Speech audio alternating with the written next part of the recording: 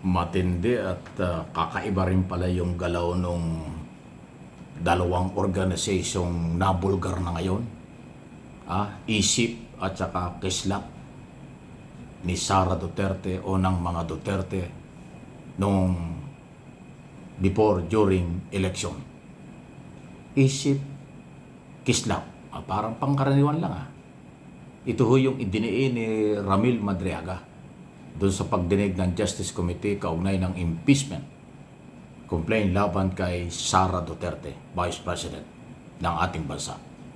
Hindi ho ito pangkaraniwang opisyal at posisyon, kaya ho talagang dapat pinag-uusapan para malaman ng taong bayan kung sino ba nagsasabi ng totoo at ano ba itong mga galawan nila.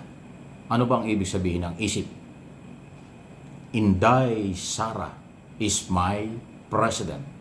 Yung pala yung pinaghandaan ng grupo ng mga Duterte, lalo na si dating Pangulong Duterte at itong si Madriaga, dahil gusto nila talaga maging Pangulo si Sara Duterte noong bago mag-2022, yun talaga ang layon nila. Nangalap ng pondo at kung ano mga operasyon sa buong bansa. Pero bandang huli hindi natuloy, naging Vice President na lang. Sa ilalim ni noon ay BBM, ngayon President Marcos. Yan yung isip. Itong pangalawa, medyo kakaiba. Kislap. Parang simpleng kislap. Kislap na pumutok. Kislap na lumaki. Kasi ang ibig sabihin pala nito kay Inday Sara lilipad ang Pilipinas. Yan ay nakarecord sa Justice Committee. Huwag kayo tatawa dyan. Kislap. Kay Inday Sara lilipad ang Pilipinas. Ayan. Isip, kislap, yung palang galaw ng grupo nila ayon kay Madriaga. Lilipad ang Pilipinas? Bakit lilipad? Ang Pilipinas hindi dapat lumilipad. Dapat ang Pilipinas ay gaganda dahil sa magandang ekonomiya, matinong mga Pilipino at government official, maraming trabaho, may katahimikan. Yun ang kailangan. Pero lilipad.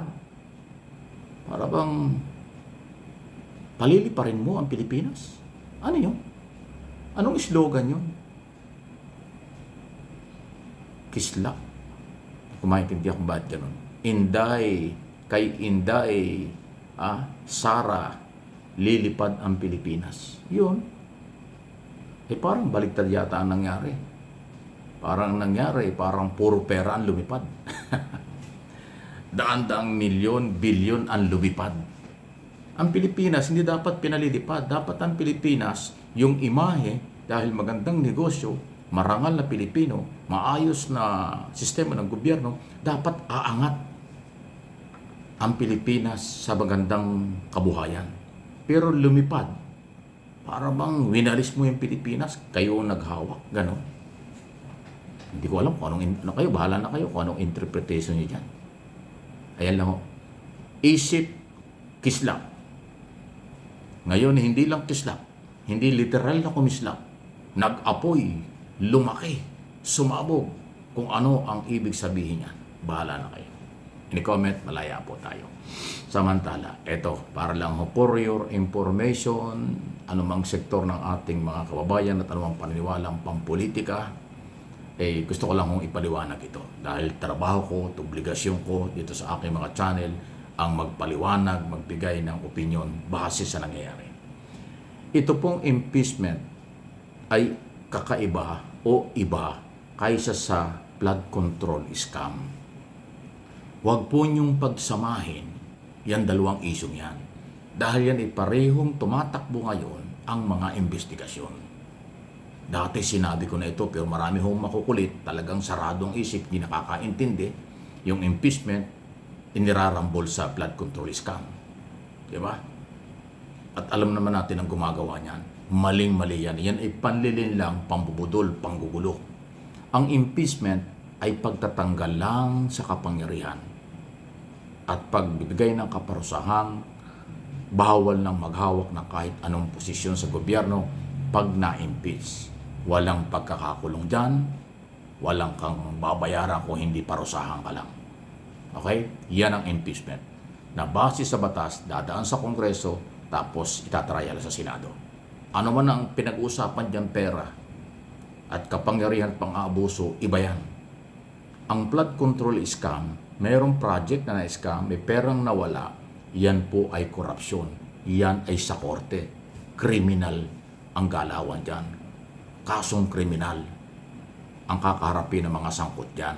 Ang nag-iimbestiga dyan, hindi lang ang Kongreso at Senado, puro in aid of legislation lang yan, ang Executive Department, papunta sa korte. At yan po ay nangyayari na. Marami nang kinasuhan, nakulong, marami nang may warrant of arrest, at susunod pa yung iba. In other words, yung flood control scam, hindi yan nawawala. Tuloy-tuloy yan. Ibang ahensya at departamento ng gobyerno ang gumagalaw. Executive Department patungo ng Sandigang Bayan. Para ho sa inyong kalaman. Huwag niyong sabihin, bakit ang pinag-uusapan impeachment ay yung bilyong-bilyong flood control hindi na pinag-uusapan. Napakabobo naman ninyo na nagsasabi ng ganyan, pasintabi na po. Diretsahan tayo kasi ho, ang kukulit nyo eh. Kawawa na yung mga taong naniniwala sa inyong baluktot na paniniwala. Ang impeachment ay naunang topic. Dahil yung impeachment laban kay Sara, noong 2024 pa pinag-uusapan. Itong flood control scam, last July 28 lang ng 2025, pinaputok ni Pangulong Marcos kasi na-discover niya ang malawak na korupsyon. Ay yung korupsyon kay Sara Duterte, 2022 pa. Itong flood control scam, matagal na nangyayari pero na-expose lang dahil hindi na ho tinago ni Pangulong Marcos dahil malaganap na yung korupsyon nitong nakaraang taon lang 2025. So, hindi totoo na bakit inuuna yung flood control ay yung impeachment kaysa sa flood control. Abay natural. Matagal lang issue yung hindi nasosolve. Ayaw harapin ni Sara ng harap-harapan at kanyang harapin ang kaso eh. Lahat laging ginagamit niya mga korte. Yung unang kasong impeachment, tinakbuhan, pinuntahan ng Supreme Court. Sinabi ng Supreme Court, unconstitutional yung proseso. Hindi sinabi ng Supreme Court na illegal at walang ebidensya o walang kasalanan si Sara. Walang ganon. Ang sinabi lang, illegal yung proseso. So ito pangalawa. Kaya anong ginawa nila? Ayaw harapin. 4 na petisyon na yung ginawa. Hinaharing lang yung Justice Committee. Ay ano yun? Di ba? Nililin lang ninyo ang mga Pilipino para pagtakpan yung posibleng kasalanan. Tapos ngayon, idudugtong nyo na bakit daw yung flood control nakalimutan na at puro impeachment na lang ang ginagawa. Ang linaw-linaw na nga ng sinabi ng Justice Committee Chairman eh. Alam nilang maraming problema ang bansa. Maraming nangyayari sa ating bansa. Pero dapat isa-isahing harapin ito. Kaya kanilang hinaharap itong impeachment kasi yun ang kailang trabaho. Dapat talakayin ang impeachment. Eh pag hindi pa nyo naintindihan ay talagang hindi ko na alam kung paano kayo i-describe. So, paki-like na lang po, paki-share po ninyo ang ating mga topic for information, for education, doon sa mga hindi alam pa ang nangyayari. Ngayon, kung saradong isip nila, alam na natin kung bakit at kung anong dahilan, huwag na natin pilitin yan. Ganun talaga sila eh.